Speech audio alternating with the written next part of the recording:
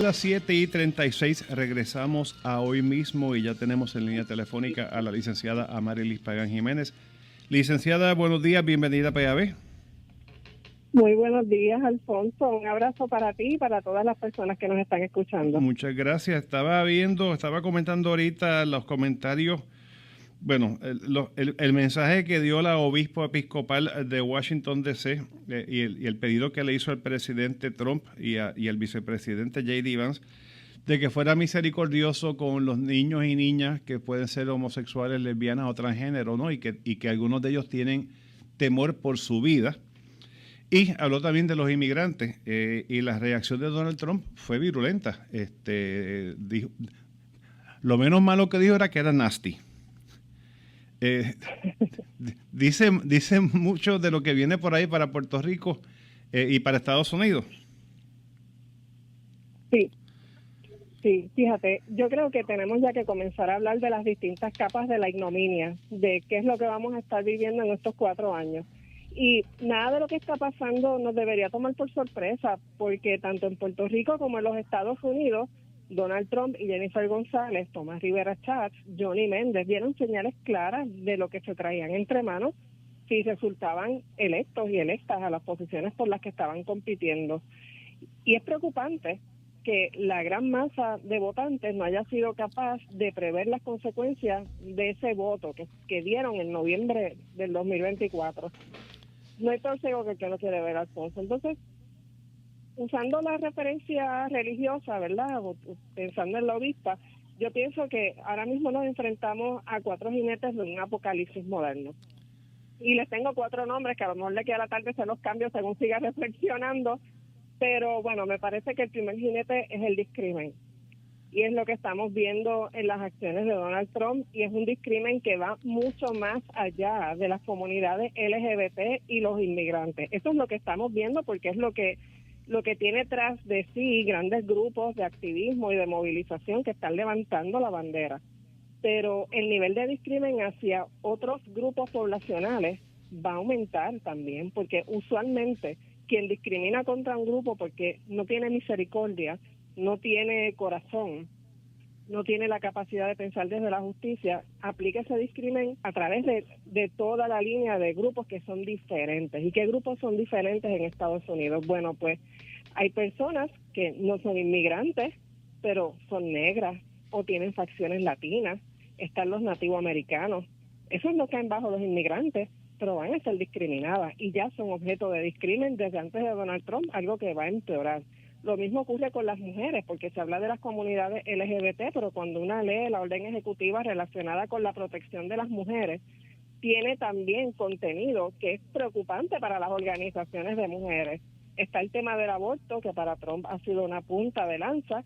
Eso va en contra de las mujeres. Si hablamos de las personas viejas en Estados Unidos que viven bajo nivel de pobreza, que tienen toda esa diversidad de razas y de condiciones de vida, van a ser objeto de discrimen. Entonces, en la medida que todos esos grupos quedan en una esfera que se considera inferior a lo que vendría siendo el hombre blanco, heterosexual, nacido en Norteamérica, pues las consecuencias las vamos a ver en el acceso a la vivienda, a servicios de salud, a educación, a seguridad, ¿verdad? Por ejemplo, las personas orientales. ¿Recuerdas la temporada en la que le estaban dando golpizas a personas orientales en la calle en Estados Unidos? Sí.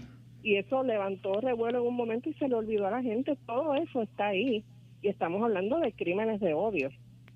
Así que los crímenes de odio propiciados por grupos de odio en Estados Unidos probablemente van a aumentar porque Donald Trump le está echando gasolina a ese fuego con sus actitudes, con sus palabras y con las órdenes que ha comenzado a emitir. El otro jinete del apocalipsis que vamos a estar viendo en estos 4 años es definitivamente el capitalismo. Una noticia muy comentada son los millonarios que estaban sentados en la toma de posesión de Donald Trump. Y el que más terror me da a mí es Elon Musk, tengo que admitirlo. Y ese hombre da terror porque no solamente es que tiene un gran poder económico, es que tiene mucha maldad.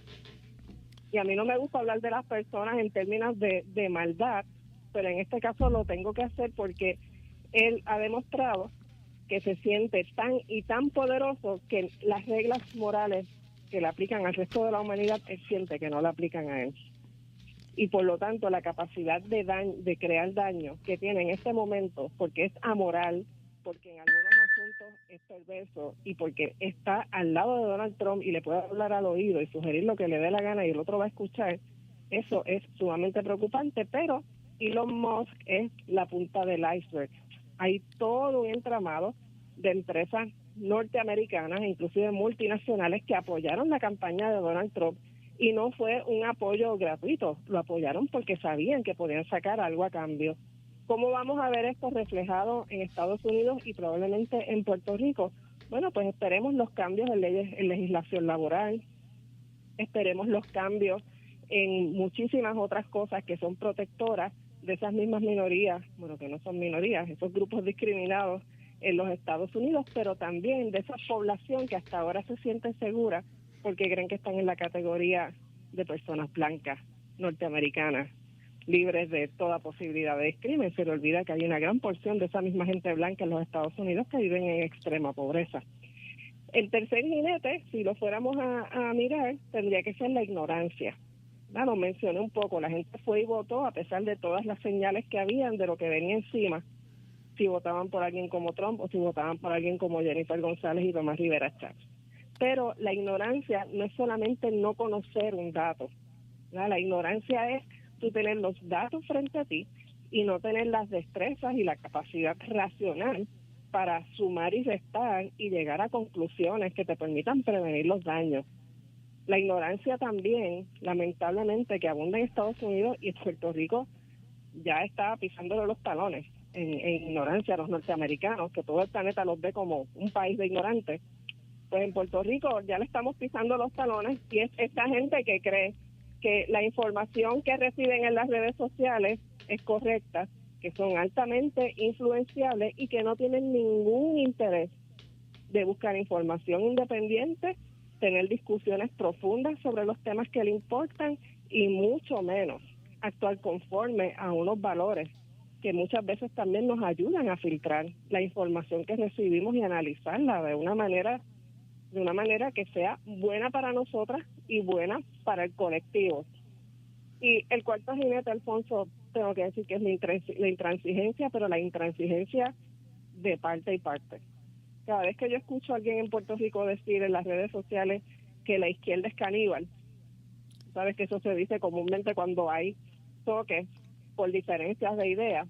Bueno, pues yo pienso que es hora de que pasemos de esa idea del canibalismo ideológico y comencemos a pensar que la intransigencia nos hace daño a nosotras, que somos personas que abogamos por la equidad y por los derechos humanos, y le hace daño al colectivo cuando viene del otro lado. Donald Trump es una persona intransigente, Jennifer González es una persona intransigente, Tomás Rivera Chatz lo es, y Johnny Méndez, que mucha gente no lo tiene en su radar porque, no sé, lo verán inofensivo, es un intransigente.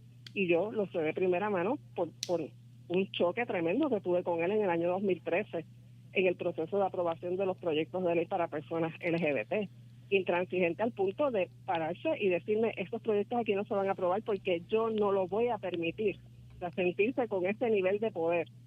Sí, todas esas personas son intransigentes, como son intransigentes otros líderes dentro del Partido Nuevo Progresista y dentro de todos los partidos. Siempre hay alguien que se atrinchera en una idea o en una postura y no está dispuesta a poner esa idea sobre la mesa y dejar que en colectivo esa idea se mejore o se revise, se cuestione. En el lado nuestro, pues ocurren cosas similares. Y esa intransigencia en el lado nuestro se convierte en una debilidad porque fracciona las posibilidades de acción colectiva para enfrentarnos a lo que viene. Y también esa intransigencia se refleja en el aferrarse a ideas que no son correctas. Y aquí quiero hablar un poco del tema LGBT. En el tema LGBT hay gente que está escandalizada porque la orden ejecutiva de Donald Trump dice que hay dos sexos, macho y hembra. Pero es que eso es una realidad científica. Sí. Yo, que me considero de izquierda, si fuera a atacar esa orden ejecutiva, que tiene muchísimas razones para ser atacada, no la atacaría porque hace una aseveración científica real. En la raza humana hay dos sexos. Que hay personas intersexuales, sí, un mínimo porcentaje. Y es una desviación de la genética, ocurre, pero no es la norma. Entonces, aferrarse a la idea de que el sexo biológico no existe, que sexo y género son lo mismo, lleva también a la gente a cometer unos errores discursivos y estratégicos que le hacen perder apoyo ciudadano. Y hace también que sus discursos no sean claros. Y hace también, ¿sabes qué, Alfonso? Que no comprendan lo que le están diciendo del otro lado. Cuando aquí hace años empezó Joan Rodríguez Bebe y toda esa gente de Proyecto Dignidad a hablar de ideología de género, las feministas decíamos, es que no es ideología de género, es perspectiva de género. Hasta que yo me di cuenta de que no estábamos hablando de lo mismo, que ideología de género para ellos y ellas se trata de lo relacionado con las personas trans y la idea de que el género es mutable. El género y por lo tanto el sexo es mutable. Y las feministas todavía, el día de hoy, hay muchas de ellas que no entienden que ideología de género y perspectiva de género no tiene una cosa que ver con la otra. Por supuesto, el sector conservador ha utilizado esta confusión y la intransigencia que viene muchas veces detrás de esa confusión a su favor para demonizar también las luchas feministas. Entonces, todo este conjunto de cosas en este momento lo tenemos que mirar y tenemos que mirarlo también con valentía, porque hemos cometido errores en el pasado como sociedad, como colectivos, como grupos de activistas, hemos cometido errores. Esos errores hay que mirarlos con compasión, ¿verdad? Porque cada cual da lo mejor que puede en determinados momentos, pero hay que tomar los aprendizajes para lo que está por venir. Y eso todavía yo no lo veo lo suficientemente desarrollado en los grupos con los que tradicionalmente yo me relaciono. Entonces, pues por supuesto que estoy preocupada.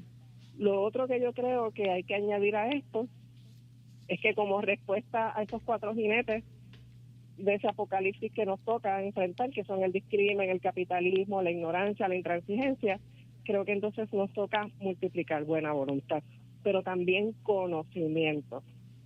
Aquí ya no podemos partir de la idea de que son solamente ciertos grupos de activistas los que van a tener que tirarse sobre los hombros la defensa de los derechos humanos de toda la gente en el país, porque todavía mucha gente en nuestro país opera desde la mente caudillista y es ser testigos de lo que está pasando, quejarse en las redes sociales o quejarse en su casa o en las tertulias que tienen en el trabajo, pero seguir con su vida como si nada estuviera pasando.